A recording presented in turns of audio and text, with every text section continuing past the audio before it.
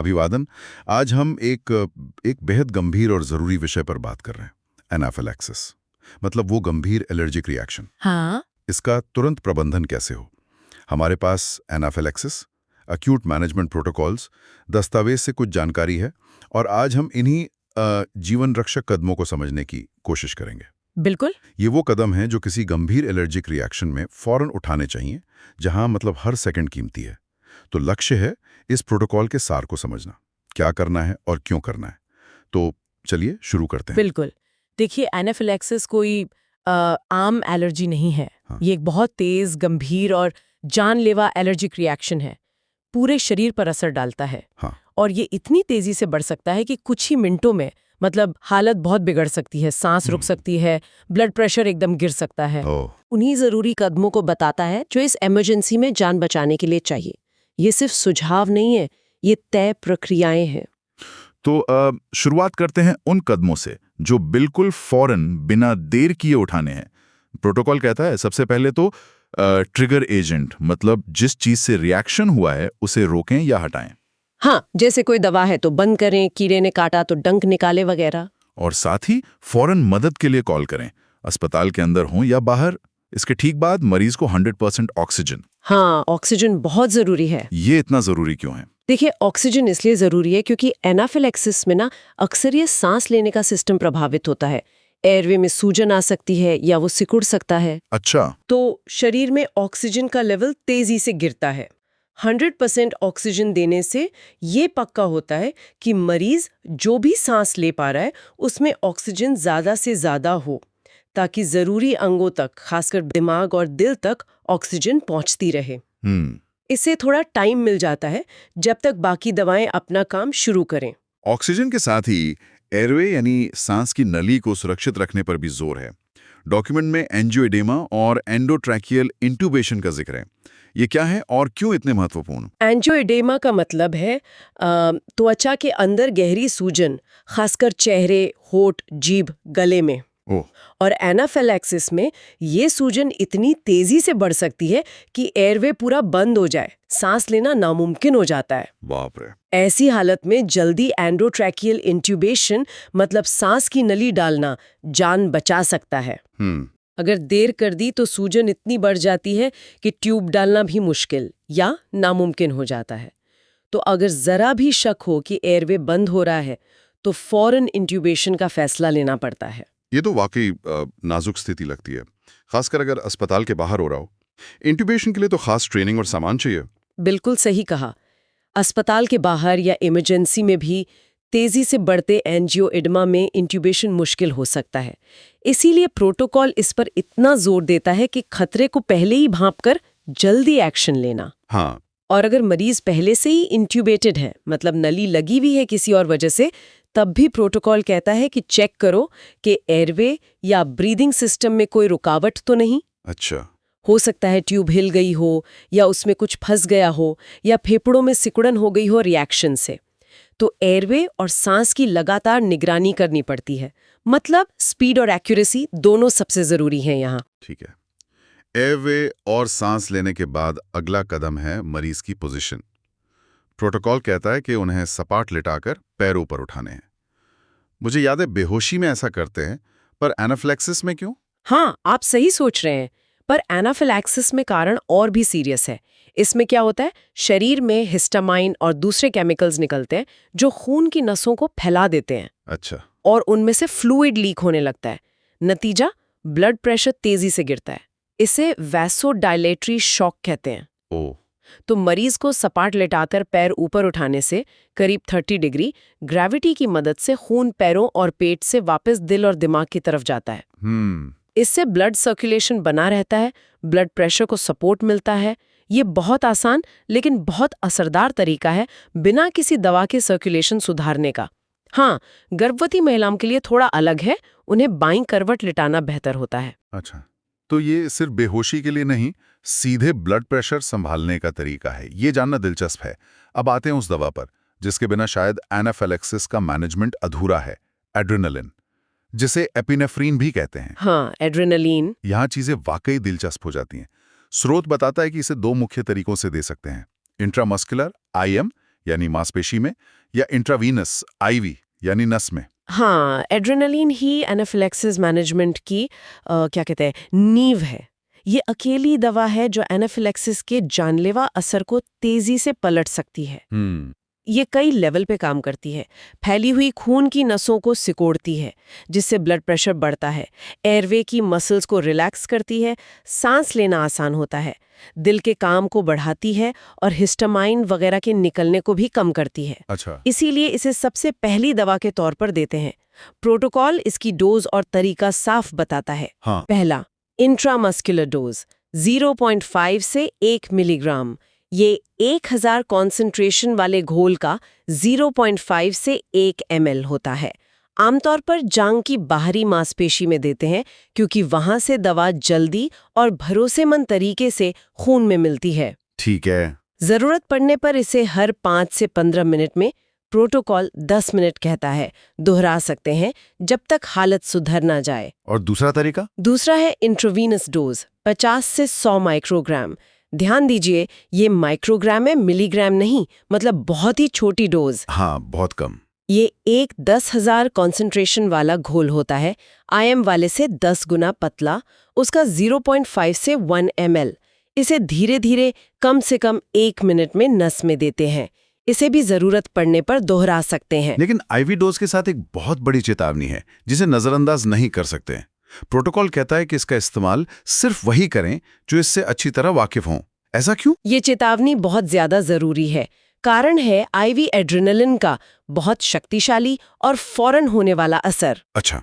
जब दवा सीधे नस में जाती है तो वो तुरंत पूरे शरीर में फैलती है।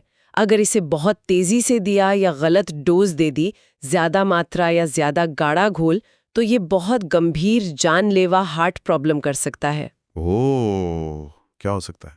जैसे दिल की धड़कन बहुत तेज हो जाना, धड़कन अनियमित हो जाना, ब्लड प्रेशर खतरनाक लेवल तक बढ़ जाना, यहाँ तक कि हार्ट अटैक या ब्रेन हेमरेज भी हो सकता है। बाप रे।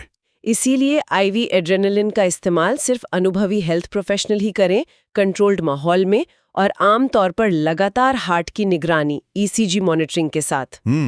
मांसपेशी में इंजेक्शन IM देना कहीं ज्यादा सेफ माना जाता है, खासकर अस्पताल के बाहर या जब तक पूरी मॉनिटरिंग न हो। IM से दवा धीरे धीरे खून में मिलती है, तो गंभीर साइड इफेक्ट्स का खतरा कम रहता है, पर असर फिर भी होता है। ये वाकई एक गंभीर चेतावनी है और सुरक्षा के महत्व को बताती है। इसलिए प्रोटोकॉल ये भी सलाह देता है कि एड्रेनालाइन देते समय खासकर आईवी से लगातार ECG यानी हार्ट की इलेक्ट्रिकल एक्टिविटी की मॉनिटरिंग की जाए। ये क्यों जरूरी है? ECG मॉनिटरिंग से ना हेल्थ टीम मरीज के दिल की धड़कन की रफ्तार और लय पर एड्रेनालाइन के असर को रियल टाइम में देख सकती है। अच्छा। अगर दवा का कोई बुरा असर हो रहा हो, जैसे एरिथमिया, तो उसे फौरन पकड़ सकते हैं और जरूरी कदम उठा सकते हैं, जैसे दवा की स्पीड धीमी करना या रोकना। ये एक तरह की सेफ्टी लेयर है।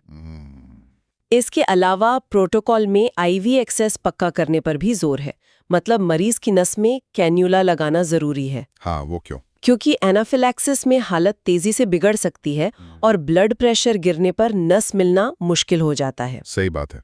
पहले से IV लाइन लगी हो तो जरूरत पड़ने पर दवाएं और फ्लूइड्स तेजी से दिए जा सकते हैं। और ये फ्लूइड्स, इनका क्या महत्व है? आपने क्रिस्टलॉइड्स का जिक्र किया था। करना होता है। क्रिस्टलॉइड मतलब नॉर्मल सेलाइन या रिंगर्स लैक्टेट जैसे आम IV फ्लूइड। जैसा हमने पहले बात की, एनाफिलैक्सिस में खून की नसें फैल जाती हैं और उनसे फ्लूइड लीक होकर टिश्यू में चला जाता है। इससे खून का वॉल्यूम कम हो जाता है, ब्लड प्रेशर गिर जाता है। हाँ, तेजी से IV फ्लूइड देने से खून की नसों में फ्लूइड का वॉल्यूम बढ़ता है, जिससे ब्लड प्रेशर को सपोर्ट मिलता है और सर्कुलेशन बना रहता है। गंभीर मामलों में मरीज को बहुत ज्यादा फ्लूइड की जरूरत पड़ सकती है। कभी कभी एक बार का इंजेक्शन या तेज IV फ्लूइड भी काफी नहीं होते। क्या एड्रेनालिन को लगातार देने की भी जरूरत पड़ सकती है? बिल्कुल। कुछ बहुत गंभीर या लंबे चलने वाले एनाफिलैक्सिस के मामलों में, जहां बार बार इंजेक्शन देने पर भी ब्लड प्रेशर कम रहता है या शॉक बना रहता है, वहां लगातार एड्रेनालिन इन्फ्यूजन की जरूरत पड़ सकती है। अच्छा, इन्फ्यूजन। हाँ, मतलब एड्रेनालिन को बहुत ही कंट्रोल रेट पर लगातार नस में दिया जाता है, अक्सर इन्फ्यूजन पंप से। इसके लिए बहुत करीबी निगरानी चाहिए, आमतौर पर ICU जैसी सेटिंग में, जहां ब्लड प्रेशर और हार्ट रेट लगातार माप सके और दवा की रेट को जरूरत के हिसाब से एडजस्ट कर सकें। ठीक है। एड्रेनालिन और सर्कुलेशन संभालने के बाद अगर ब्रोंकोस्पैज्म यानी सांस की नलियों में सिकुड़न बनी रहती है, जिससे सांस लेने में घरघराहट या दिक्कत होती है, तो उसके लिए भी निर्देश हैं। एड्रेनालिन तो खुद ही एयरवे खोलता है, फिर भी ऐसा हो सकता है? हाँ, एड्रेनालिन ब्रोंकोस्पाज्म के लिए बहुत असरदार है, लेकिन कभी-कभी खासकर अस्थमा के मरीजों में या बहुत गंभीर रिएक्शन में ये अकेले काफी नहीं होता या इसका असर कम हो सकता है। अगर एड्रेनालिन और ऑक्सीजन देने के बाद भी सांस की घरघराहट, वीजिंग या सांस लेने में मुश्किल बनी रहती है, तो प्रोटोकॉल कुछ और दवाएं बताता है। कौन सी? पहली है सैल्बुटामॉल। ये एक आम अस्थमा की दवा है जो सांस की नलियों को फैलाती है।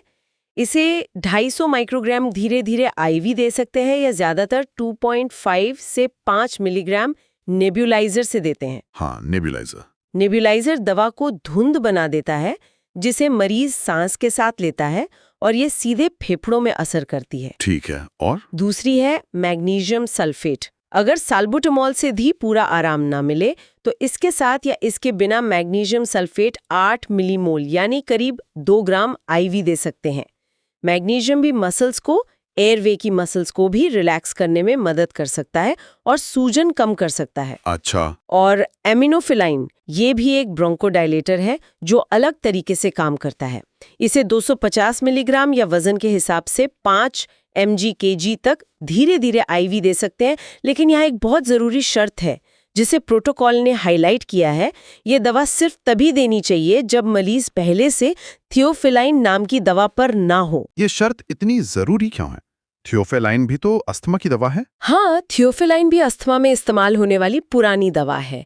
एमिनोफिलाइन शरीर में जाकर थियोफिलाइन में ही बदल जाती है। ओह, अच्छा। अगर मरीज पहले से ही थियोफिलाइन ले रहा है तो उसका ब्लड लेवल पहले से ही एक सीमा में होगा। ऐसे में अगर एमिनोफिलाइन दे दिया तो थियोफिलाइन का लेवल खतरनाक रूप से बढ़ सकता है। थियोफिलाइन टॉक्सिसिटी हो सकती है। इसके क्या नुकसान है? इसके गंभीर साइड इफेक्ट्स हो सकते हैं, जैसे मतली, उल्टी, दौरे पड़ना और दिल की लय में गंभीर गड़बड़ी जो जानलेवा भी हो सकती है। बाप रे। इसलिए एमिनोफिलाइन देने से पहले ये जानना बहुत जरूरी है कि मरीज थियोफिलाइन पर है या नहीं। ये उन स्थितियों का एक उदाहरण है जहां मरीज की मेडिकल हिस्ट्री जानना बहुत जरूरी हो जाता है। में जब समय मिले तब दिया जाता है, इसका क्या मतलब है? क्या ये कम जरूरी है? कम जरूरी शायद सही शब्द नहीं है, लेकिन उनकी प्राथमिकता एड्रेनलिन और एबीसी, एयरवे ब्रीथिंग सर्कुलेशन के बाद आती है। ये पक्का है। जब समय मिले का मतलब है कि एक बार जब फौरन जान का खतरा जैसे एयरवे बंद होना, शॉक, गंभीर ब्रोंकोस्पैज्म, एड्रेनलिन और दूसरे जरूरी उपायों से कंट्रोल हो गया है और मरीज थोड़ा स्टेबल हो गया है, तब इन सेकेंड लाइन दवाओं के बारे में सोचा जाता है। अच्छा। ये दवाएं एनाफाइलेक्सिस की कुछ दूसरे पहलुओं पर काम करती हैं, लक्षणों को कम करती हैं और खासकर रिएक्शन के बाद वाले असर को रोकने या कम करने में मदद कर सकती हैं। इन्हें एड्रेनलिन का विकल्प नहीं माना जा सकता। तो कौन सी दवाएं हैं इस सेकंड लाइन ट्रीटमेंट में? प्रोटोकॉल मुख्य रूप से 3 दवाओं का जिक्र करता है। हाँ। पहली क्लोरफेनामाइन। ये एक एंटीहिस्टामाइन है, H1 ब्लॉकर। 10 मिलीग्राम धीरे धीरे आईवी देते हैं। हिस्टामाइन वो केमिकल है जो एनाफिलैक्सिस के कई लक्षणों जैसे खुजली, पित्ती और कुछ हद तक सूजन और नसों के फैलने के लिए जिम्मेदार होता है।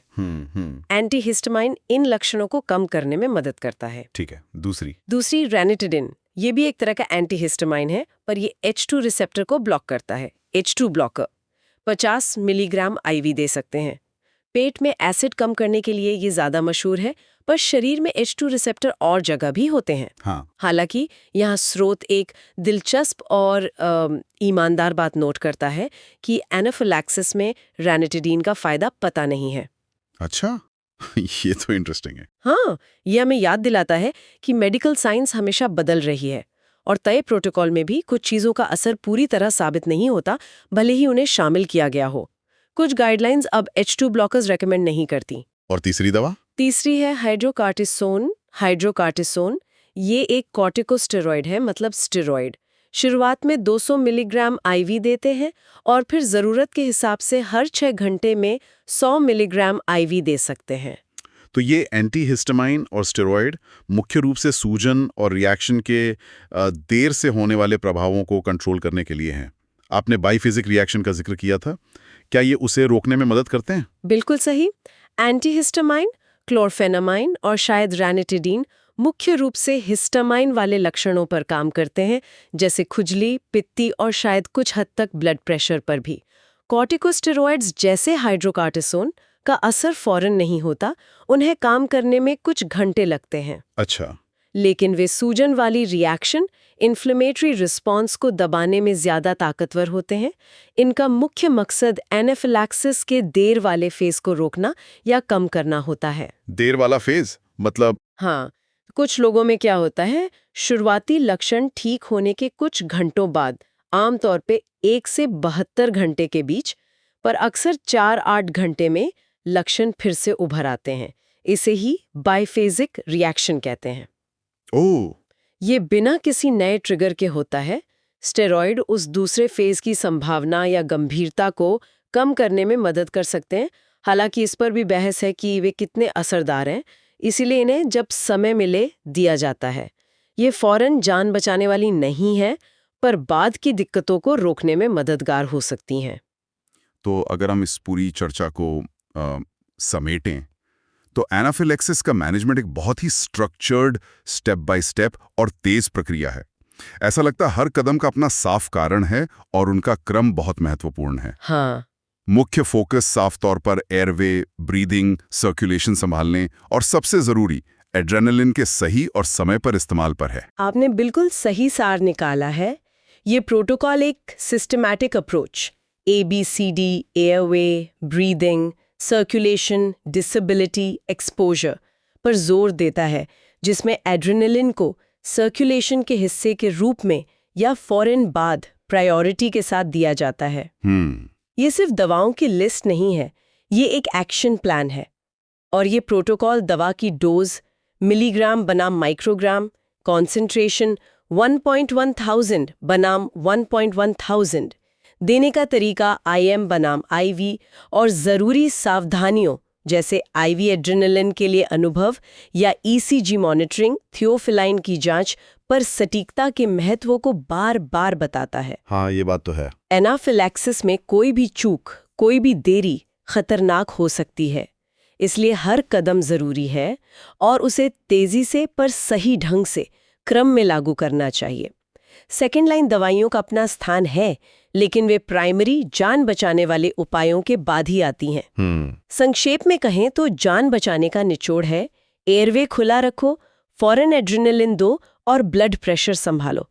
बाकी सब जरूरी है, पर इसके बाद। ये साफ है कि ये प्रोटोकॉल इमरजेंसी में हेल्थ प्रोफेशनल्स के लिए एक स्पष्ट और कीमती रोड मैप देता है, जिससे कंफ्यूजन में भी सिस्टमैटिक तरीके से काम किया जा सके। हाँ, और ऐसे स्टैंडर्ड प्रोटोकॉल होने का यही मकसद है, ये पक्का करना कि दबाव और समय की कमी के बावजूद जरूरी कदम छूटे नहीं और इलाज लगातार और असरदार हो। इससे टीम के सदस्यों के बीच कम्युनिकेशन भी आसान होता है। ये ज्ञान का एक कोडिफाइड रूप है जो जान बचा सकता है। आज की चर्चा खत्म करने से पहले एक विचारणीय प्रश्न मन में आता है, जो सीधे प्रोटोकॉल से ही जुड़ा है। प्रोटोकॉल में IV एड्रेनलिन के इस्तेमाल के लिए खास जानकारी और अनुभव की जरूरत का जिक्र है। हाँ, ये बात हमें क्या सिखाती है? ये इमरजेंसी में स्टैंडर्ड प्रक्रियाओं के साथ साथ इंसानी विशेषज्ञता, फैसले और अनुभव के महत्व को कैसे उजागर करती है? अच्छा सवाल है। क्या एक प्रोटोकॉल, चाहे वो कितना भी डिटेल्ड क्यों ना हो, कभी भी एक ट्रेंड प्रोफेशनल के फैसले और हुनर को पूरी तरह से रिप्लेस कर सकता है, खासकर जब स्थिति अप्रत्याशित हो? ये सोचने पर मजबूर करता है कि कैसे नियमों और विशेषज्ञता के बीच संतुलन साधना पड़ता है, खासकर जब दांव पर जिंदगी हो। ये सिर्फ निर्देशों का पालन करने से कहीं ज्यादा गहरी बात है।